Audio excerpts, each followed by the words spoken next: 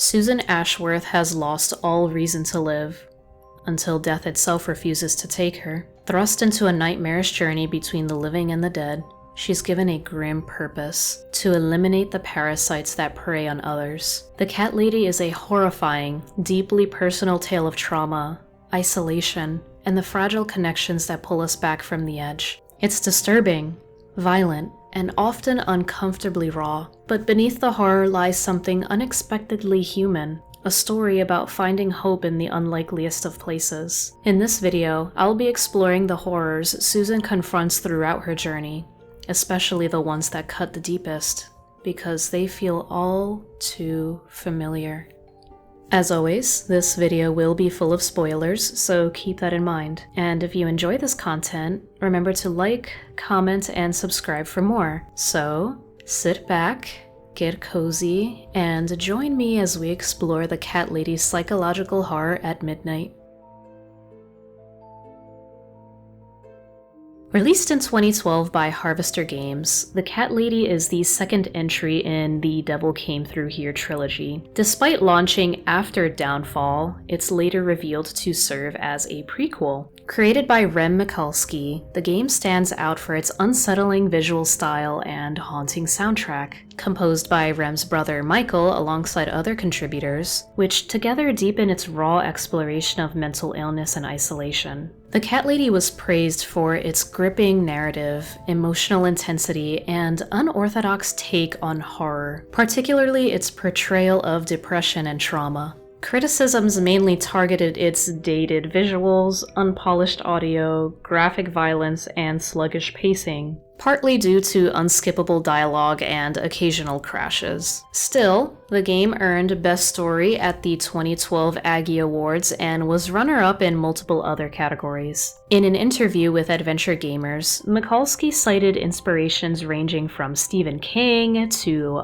Uncharted, Red Dead Redemption, Elvira 2: Jaws of Cerberus, and Waxworks. And with that, let's get into the game itself. I'll provide a summary of the game just in case you've either never heard of it or would like a refresher, but feel free to skip to this section if you just want the analysis.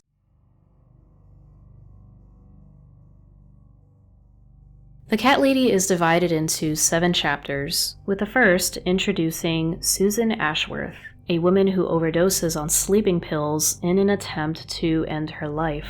Instead of passing on, she wakes up in a strange, desolate field, unsure of where she is or how she got there. As she explores the eerie landscape, she discovers her own dead body in different places, holding keys which allow her to access other areas, until eventually she stumbles upon an ominous house. On the porch, Susan meets an unsettling old woman known as the Queen of Maggots, who claims to have been watching her for a long time. She explains that Susan is trapped between life and death and offers her a task: return to the world of the living and eliminate 5 individuals deemed evil. If Susan succeeds, she will find peace, though the Queen provides little detail on how to identify these people or what will happen if she refuses, only warning that innocent people will die. Despite Susan's protests, the Queen grants her immortality, ensuring that she will always resurrect as long as these 5 still live.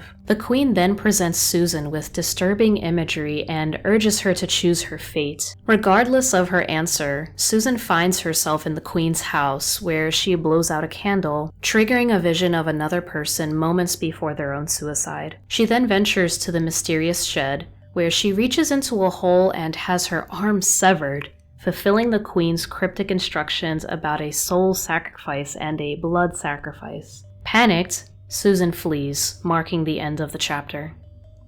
In Chapter 2, Susan wakes up in the suicide watch wing of a rundown hospital, only to be told she was saved by her daughter, despite the fact that she doesn't have one. A nurse named Liz warns her about the psychiatric ward and the ominous Dr. X, the man responsible for approving her release. Susan devises a plan to switch identities with another patient, Anne Burton, who is there voluntarily and free to leave at any time. To get Anne's hospital banned, Susan agrees to retrieve a sedative Anne is addicted to, which involves taking unknown pills that can cause intense hallucinations. Along the way, the game cuts to scenes from Susan's psychological evaluation with Dr. X, where the player can shape her backstory and explore her traumatic past. Susan eventually makes her escape attempt, only to be caught by Dr. X, who insists she stay another night due to being given the wrong medication. The following day, Susan recounts a surreal encounter to Dr. X, how Liz woke her in the night and led her to the roof, where she tried to convince Susan to jump. Depending on her choices, Liz tests Susan's memory of their earlier conversations before jumping off herself. When Susan tries to report what happened,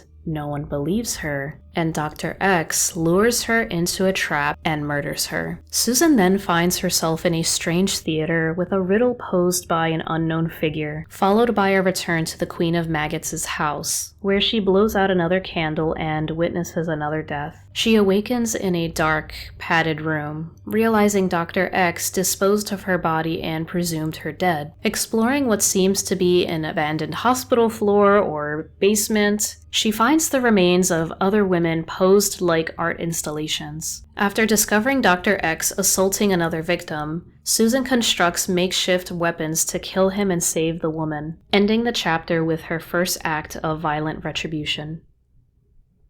In Chapter 3, Susan returns to her apartment and tries to reclaim a sense of normalcy by going through the motions of a typical day. The player guides her through various activities: showering, eating, drinking coffee, feeding her cats, lighting a cigarette, all of which affect a visible mental health gauge. Calming actions fill a blue bar, while distressing ones fill a red one, with a game warning that a full red gauge leads to a breakdown, while a full blue gauge brings peace. Subtle events chip away at Susan's mental state, including the moment where she leaves the spare bedroom after seeing a teddy bear. Eventually, she plays the piano, summoning cats to her balcony late at night, only to be confronted by an angry neighbor who threatens to call pest control, leading to a choice: appease him or stand her ground. Interspersed throughout are quiet, haunting scenes of Susan alone on a bridge, reciting verses from a poem she wrote, one that captures her suicidal thoughts and the bleak mindset she was in before the events of the game began.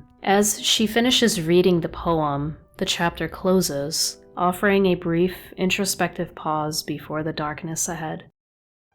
Chapter 4 begins with a cutscene of a man dragging a body from a pest control van, before cutting to Susan at her apartment, answering a knock at the door. She meets Mitsy, a determined young woman seeking to rent her spare room. Mitsy eventually reveals she was the one who found Susan after her suicide attempt, and hints that she's searching for someone dangerous living in the building. Later, Susan sees the Queen of Maggots appear behind Mitsy and briefly suspects her of being a parasite, until Mitsy removes her wig, implying that she has cancer. The story then shifts to the present, with Susan tied up in the basement of a deranged couple. Briefly controlling a cat named Teacup, the player helps Susan escape as she mourns the broken promise she made to Mitsy before taking her own life so she can resurrect again. Another flashback shows Mitsy moving in and opening up about her past. She was diagnosed with brain cancer, and after failed treatments, her boyfriend fell under the influence of a pro-suicide online figure known as Eye of Adam. He planned a double suicide, but when Mitsy refused,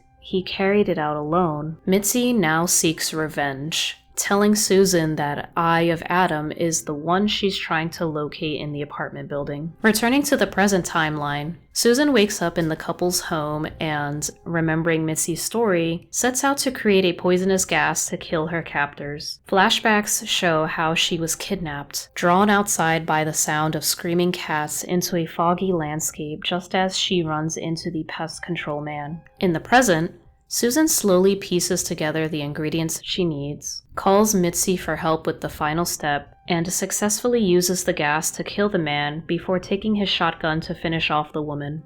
Finally, Susan escapes and returns home to Mitsy. In Chapter 5, Susan returns to her apartment where a worried Mitsy urges her to relax while she cooks pancakes. The next day, the two map out the apartment building's layout, piecing together information on their strange neighbors. When Mitsy asks Susan about the baby pram in her spare bedroom, Susan shuts down the conversation, only to be interrupted by a knock at the door. A man stands there, holding flowers and a hammer.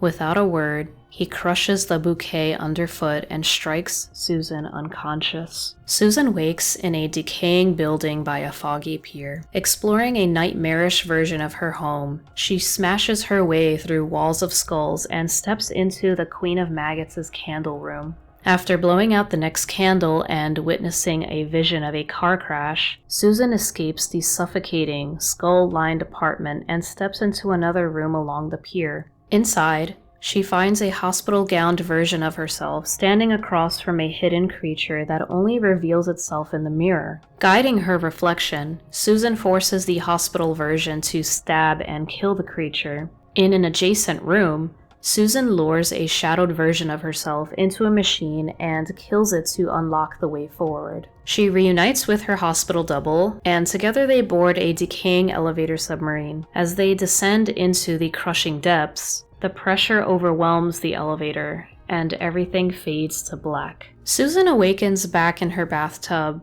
duct-taped alongside Mitsy. After a failed escape attempt, Susan opens up about her past. She had a stalker who sent her flowers weekly, and though she dismissed him, she once kept a bouquet and placed it in her daughter Zoe's room. That same night, an argument with her husband Eric, strained by the pressures of new parenthood and Eric's encounter with a terrorist attack, kept them distracted. A storm blew pollen from the flowers into Zoe's crib, triggering a fatal allergic reaction. Eric, consumed by grief, later drank himself to death. In the present, the man seizes Mitsy and forces Susan to play the piano. Her desperate music summons a swarm of cats that maul him to death. Susan saves Mitsy, but their battle for survival is far from over.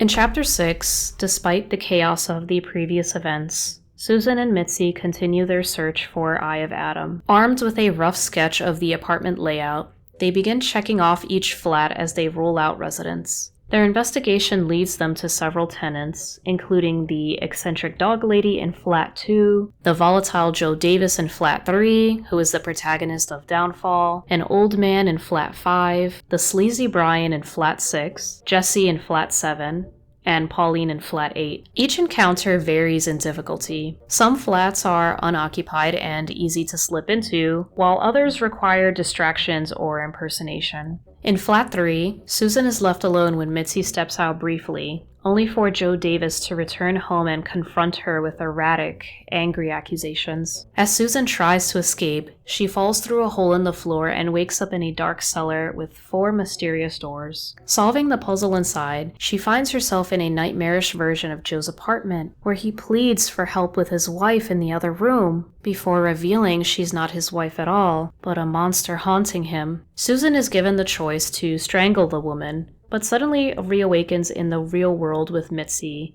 who says she'd only been gone for less than a minute. In Flat 8, Susan and Mitsy pose as a babysitter to access Pauline's computer, but seeing the baby brings up painful memories for Susan, making the visit emotionally taxing. Meanwhile, in the basement, they find an old wedding dress, prompting Susan to recount the urban legend of the Cat Widow, a tragic ghost story involving a cat-turned-vengeful spirit. Inspired, they stage a prank to terrify Brian by having Susan dress as the Cat Widow, allowing Mitsy to check his laptop. Although the trick works, Brian is ultimately ruled out. After crossing off every name on their list, the two return home, only to find a mysterious note on Susan's door summoning them to Flat 5 at midnight, leaving them confused as it belongs to a frail old man. In a chilling closing scene, Joe Davis is shown in a hidden basement room torturing his wife, a disturbing moment that ties directly into Downfall, revealing the Cat Lady as a narrative prelude to that game. In the final chapter, Susan and Mitsy enter Flat 5 and head toward the kitchen, passing a door marked with "Caution, do not enter" signs. There, They meet the old man who reveals that Eye of Adam is his son. Disturbed by what his son has become, he gives Susan a box containing a gas mask and warns her that his son watches everything through surveillance cameras. Moments later, gas canisters release poison into the apartment, forcing Susan to choose who gets the mask, herself or Mitsy. If Susan chooses to save herself, Mitsy and the old man die. Susan awakens once more in the surreal realm of the Queen of Maggots, who urges her to blow out the final candle and accept her past. The Queen is ultimately revealed to be a manifestation of Susan's depression. Regardless of the player's choice to blow out the candle or not, Susan is returned to the apartment where she confronts Eye of Adam, a completely paralyzed man who can only communicate through eye-tracking technology. Susan berates him for the pain he's caused before the player decides whether she spares him or kills him. If she chooses to kill him, Susan throws a lit cigarette into the room, igniting the leaking oxygen tanks and blasting him out the window. If Susan sacrifices herself and gives the mask to Mitsy, she dies instead. The same Queen of Maggots sequence follows, and Susan is eventually returned to witness Mitsy confronting Eye of Adam with a gun. The player must then choose whether Susan urges her to pull the trigger or convinces her to walk away. If Mitsy kills him, she dies in the resulting explosion, and Susan is later seen standing alone at a gravesite, reflecting on whether she could have saved her. If Susan talks Mitsy down, she tells her she matters and deserves to live. In this ending, Susan later meets Mitsy in a cemetery, where she reveals Mitsy miraculously recovered from her cancer. Together, they visit Susan's daughter's grave, and Susan reflects on how Mitsy gave her hope. No matter the path taken, Susan ultimately forgives herself and vows to move forward, helping others online battle their own depression and promising to rediscover her smile, even if it takes 9 lives or 900. As a reminder, I am not a psychologist or qualified to diagnose mental health conditions. Everything in this video is my own personal opinion. There's a moment in The Cat Lady, quiet, fleeting, when Susan Ashworth stands on the balcony and says nothing. And in that silence, the game tells you everything. The Cat Lady is a raw, uncompromising descent into the mind of someone who's lost all reason to live, and is given one anyway. It asks what happens after suicide, after grief, after your world has already ended, and it doesn't flinch. You are handed the role of Susan, a woman who doesn't believe she deserves to exist, and then forced to fight monsters wearing human faces. But the real battle? It's internal. What makes this game so quietly devastating is how uncomfortably human its darkness is. It doesn't scream, it lingers. With a broken art style that feels like it's decaying in real time, sound design that's edgy yet melancholic, and a story that sees pain not as a twist, but as a constant, The Cat Lady becomes less about survival and more about endurance. And as Susan drags herself through pain, both hers and others, the question becomes clear. How do you survive a world that wants you gone when you're not even sure you want to stay?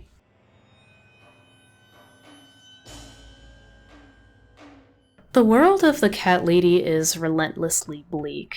Its palette rarely strays beyond cold grays and desaturated shadows, and when Susan ventures outside, if she's allowed to, it's often into rain, fog, or total darkness. Her apartment building mirrors her internal state. Peeling walls, dim flickering lights powered only if she remembers to feed the meter, and a general air of decay. Every environment she visits, whether the psychiatric ward, a stranger's flat, a killer's lair, or one of the game's surreal supernatural spaces, feels claustrophobic and oppressive. There is no safe haven, not even in her own home. This emotional pressure is reinforced by some of the game's mechanics. In Chapter 3, the player must help Susan complete mundane tasks to calm down, but even minor missteps can send her spiraling into panic. The message is clear: when depression is this deep, even rest is fragile. The atmosphere is more than stylistic, it's psychological. Research suggests that our surroundings can shape our mental and emotional states. A review of studies on environmental exposure found that natural settings trigger brainwaves linked to relaxation, while urban ones activate regions like the amygdala, often associated with stress and anxiety. Another UK study found that children raised in urban environments had a higher risk of developing psychotic symptoms. Even the shape and layout of buildings can impact how we feel. The hippocampus, responsible for memory and navigation, is directly affected by spatial design, influencing well-being and stress levels. But beyond the psychological impact of the architecture itself, Susan is also haunted by the personal history tied to her apartment. It's the same place where her daughter died years ago, a trauma that continues to grip her. She avoids the spare bedroom entirely, unable to face the painful memories it stirs, a silent reminder that even home is a source of grief she can't escape. The world of the Cat Lady is bleak and suffocating, not just in its environments, but in the people Susan encounters. The horror isn't always in the grotesque or the supernatural. Sometimes it's in how terrifyingly real her interactions feel, how people mirror traumas, exploit vulnerabilities, and quietly contribute to her unraveling. Throughout her journey, Susan meets a range of characters, from the arrogant and indifferent to the outright malicious. Central among them are the 5 parasites she's tasked with eliminating: Dr. X, the pest control man and his wife Gladys, the carpenter, and Adam. Each one is responsible in some way for Susan's death, either directly killing her, pushing her to suicide, or playing a part in someone else's tragedy. But their true horror lies in what they represent, the many forms of harm people can inflict even without ever laying a hand on someone. Take Dr. X, a psychiatric doctor who should be a source of healing, but instead manipulates his position of power to exploit vulnerable women. He uses charm, feigned empathy, and his gatekeeping authority to disarm Susan and others like Liz, who eventually dies by his hand. He's a chilling reminder of how trust can be weaponized, especially in systems where patients, like Susan, already struggle to be heard or believed. The pest control man and Gladys are equally horrifying, though in a more overtly violent way. Susan's only crime was being a woman who let stray cats into her flat. Yet she ends up kidnapped and brutalized in their home. There are strong implications that their violence is gendered. Susan objectified, blamed, and punished by both of them. Gladys accuses her of seduction. Her husband molests her. Together, they represent a twisted reflection of how women are simultaneously desired and condemned. The carpenter is more enigmatic. Some speculate he may be the same obsessive admirer who sent Susan flowers and haunted her with unwanted attention years earlier. Whether stalker or symbol, he embodies entitlement, the idea that affection, once denied, justifies violence. When he can't possess her, he aims to destroy her. And then there's Adam. Physically paralyzed but digitally powerful, Adam is the game's most insidious parasite. Using eye-tracking software to communicate, he runs suicide forums, encouraging vulnerable people to end their lives. Mitsy's boyfriend fell victim to his toxic ideology, convinced there was no other escape from despair. Adam isn't just a villain, he's a disturbing commentary on the dark side of online anonymity. He preys on pain, masking cruelty as compassion, and convinces others their only choice is death. His influence blurs the line between support and manipulation, and that ambiguity is what makes him so chilling. But the parasites aren't the only sources of suffering. Even those closer to Susan, like her late husband Eric, leave deep scars. In a flashback, we see him berate her for not meeting his expectations, ignoring the labor of childcare and fueling her feelings of inadequacy. When their daughter dies tragically from a pollen allergy, Eric abandons Susan entirely, drinking himself to death and leaving her to grieve alone. His emotional absence plants seeds of mistrust that shape her isolation for years to come. Even the neighbors in her apartment building reflect the way society perceives and punishes women like Susan. She's dismissed as the crazy cat lady, ignored, mocked, or feared. Some, like Jessie, are harmless. Others, like Brian and the dog lady, reinforce Susan's alienation. Her discomfort with letting Mitsy move in is rooted not in Mitsy herself,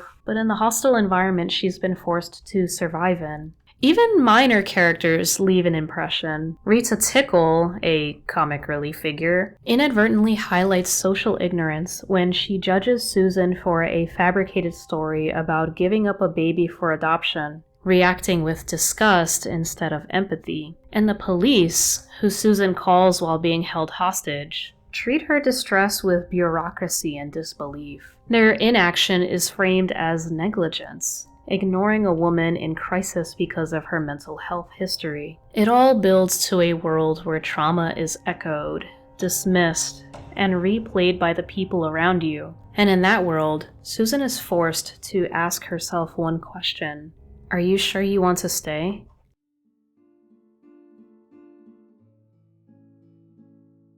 Before we examine how Susan sees the world and how it reflects her psychological state, it's important to understand what the game allows us to know about her, and what that means. In Chapter 2, when Dr. X questions Susan about her upbringing, the player is given several choices about her relationship with her parents. They may have died early, they may have mistreated her, or they may have been supportive and loving. Regardless of the choice, they still end up dead, and the doctor asks a corresponding question: has she forgiven them, or does she miss them?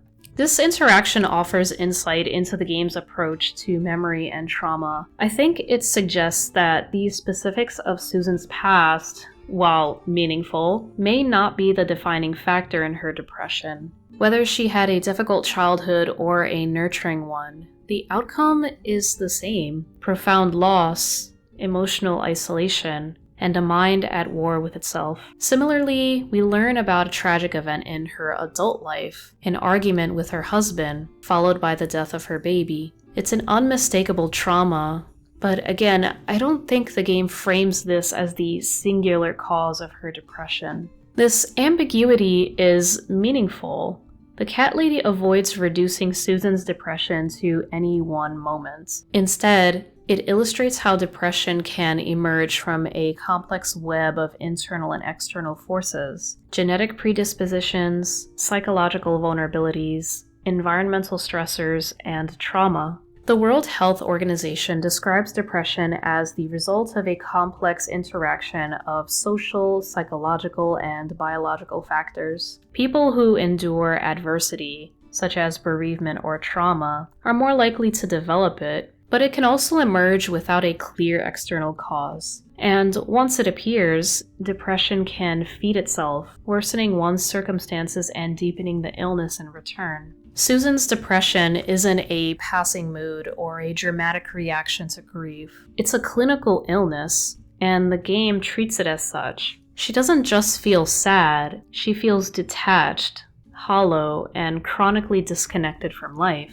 Her suicide note at the start of the game sets the tone. She lives alone, avoids social contact, and no longer finds comfort in the presence of others. The only beings she trusts are her cats. She writes, "Thanks for nothing. Goodbye." We later learn from Mitsy that it was the cats' distressed cries that alerted her something was wrong. She picked the lock and found Susan, already slipping away after a heavy dose of sleeping pills. During a therapy session with Dr. X, Susan explains she avoids going outside because seeing happy people makes her feel worse. When asked about therapy, she either dismisses it or says she's tried it and it didn't help. These details deepen our understanding of her condition. Susan isn't avoiding help because she's stubborn. She feels that nothing works. So, where does the Queen of Maggots come in? Mysterious and otherworldly, the Queen is neither savior nor villain. She appears in all three games in this narrative universe, and her true nature is deliberately unclear. What matters most, though, is how she interacts with Susan. The Queen resurrects Susan, not out of mercy, but with an assignment. Eliminate 5 parasites, humans who spread cruelty and despair. In exchange, Susan is given immortality. But this so-called gift strips her of agency. Where Susan once chose to die, now she must live. Again and again, she is brutalized, killed, and mutilated, only to wake up back in her apartment, her body whole but her pain intact. Here, the cat lady redefines the function of death in horror games. Death isn't a failure state, it's a given. And that's what makes it chilling. It mirrors how depression often operates, not as a dramatic plunge, but as a relentless loop. Pain isn't sudden and sharp, it's constant. You fall asleep hoping not to wake up, but you always do.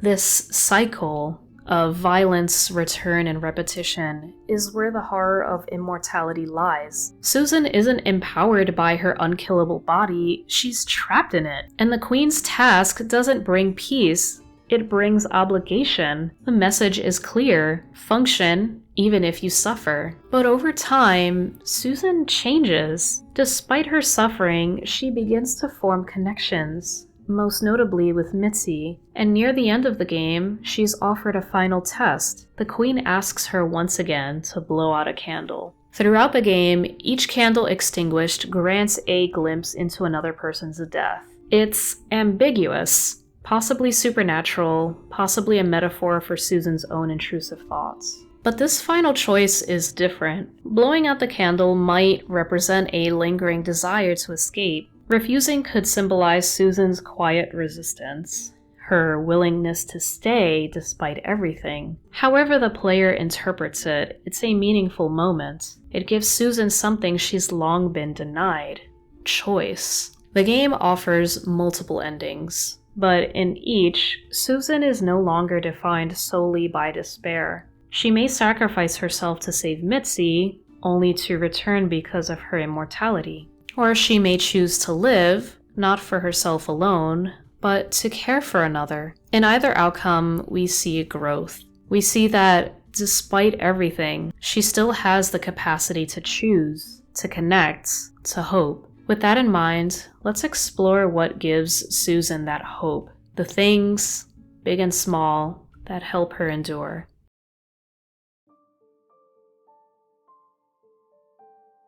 Up until now, I've intentionally avoided discussing one of the game's most central characters, someone whose presence shapes much of Susan's later journey. Let's talk about Mitsy. Mitsy's backstory is tragic in its own right. Raised in an orphanage, she never knew her parents. The one true constant in her life was her boyfriend, Jack. Years later, when Mitsy is diagnosed with terminal brain cancer, Jack pleads with her to pursue treatment. When she refuses, he turns to an online forum for those experiencing suicidal ideation, where he's influenced by the anonymous figure known as Eye of Adam. Jack eventually takes his own life, unable to convince Mitsy to do the same. Though heartbroken, Mitsy channels her grief into a mission to find Eye of Adam and confront him for the damage he caused. Yet, Mitsy's character is more than just someone seeking revenge. Despite knowing her time is limited, she is deeply committed to life. In a pivotal scene in Chapter 6, she asks Susan what depression feels like. Susan responds, "It's like I want to die, but I have to live." Mitsy replies, "I want to live, but I have to die." That simple contrast captures the core difference between them. While Susan is trapped in a life she doesn't want, Mitsy is reaching for every bit of joy and connection she can grasp. Throughout the latter half of the game, Mitsy is a grounding and compassionate presence. She shares mundane moments with Susan, making pancakes, chatting about the past, joking about their misfortune. She listens, offers support, and at times even saves Susan's life. Her humor can be biting, and she doesn't hold back from poking fun at Susan's gloom. But beneath that sarcasm is genuine care. This relationship becomes especially important in the game's climax. As Mitsy finally confronts Eye of Adam, Susan is faced with a decision. let Mitsy kill him in her fury, or persuade her to walk away. The outcome depends on the player, but no matter what path is taken, Susan later reflects on what Mitsy taught her to get back up even when life breaks you down. In an interview, developer Rem Mikulski shared that the ending he considers canon is the one in which Susan talks Mitsy down and Mitsy later dies from cancer. While some players, like myself, prefer the ending where Mitsy miraculously survives and continues to support Susan, both outcomes highlight the same truth. Mitsy found meaning, even in the face of death, and through her, Susan finds a reason to live. After Mitsy's death, or survival depending on the ending, Susan takes on a quiet but powerful role. She begins offering support on online forums for people struggling with depression and suicidal thoughts. Her purpose becomes not just surviving, but helping others survive too. Earlier in her life, Susan found comfort in small routines, caring for stray cats, playing the piano, and sitting on her balcony. These small joys don't erase her depression, but they ground her. Now she adds something more: compassion for others, a reason to keep going. Importantly, the cat lady doesn't pretend that Susan is cured. It doesn't offer a neat resolution where everything becomes easy. Susan still lives with depression. She knows the world can be cruel, but she also knows she has a choice. She chooses to forgive herself. She chooses to keep living, not just for herself, but for others who feel lost in the same darkness. That's the core message of the cat lady. Depression is real and it's painful. It's not the same as feeling sad. It doesn't always come with a clear cause or a quick fix. But even in the depths of it, there is still a potential for hope, connection, and recovery. According to the World Health Organization, depression affects more than 280 million people worldwide. It's treatable, and there are many paths toward healing. The WHO offers the following suggestions for managing symptoms, including reaching out to trusted individuals and maintaining regular exercise and sleep. Depression is a journey, not a weakness. There's no shame in needing support, and no shame in continuing to struggle. Whether you find healing in therapy, medication, friendships, routines, or simply holding on for one more day, you are not alone. Susan's story reminds us that even when the world feels empty, there can still be a reason to stay. Even in the darkest corners of the mind, hope can take root.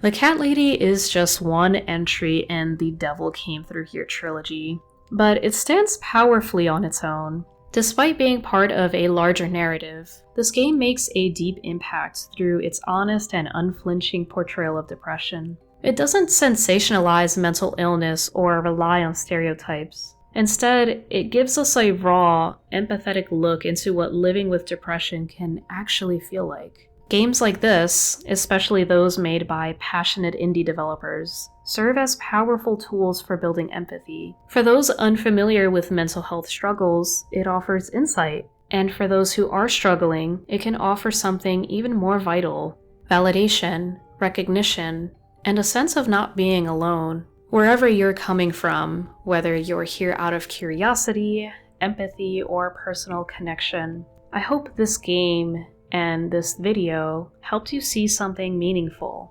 You matter. Please take care of yourself, and don't be afraid to lean on the support around you. If you or someone you know is struggling with depression, or you'd like to learn more, check out the resources listed in the description below. Thanks so much for watching. If there's something I missed from a psychological analysis perspective, a character you think deserves a deeper look, or just a different interpretation you'd like to share, drop a comment below or reach out on Instagram. I post bite-sized content about the games I've played or plan to cover over on Instagram, so feel free to follow me there and share your thoughts. I'm always open to suggestions for future videos too. Until next time, don't forget to like, comment, and subscribe. Take care, and I'll see you in the next game.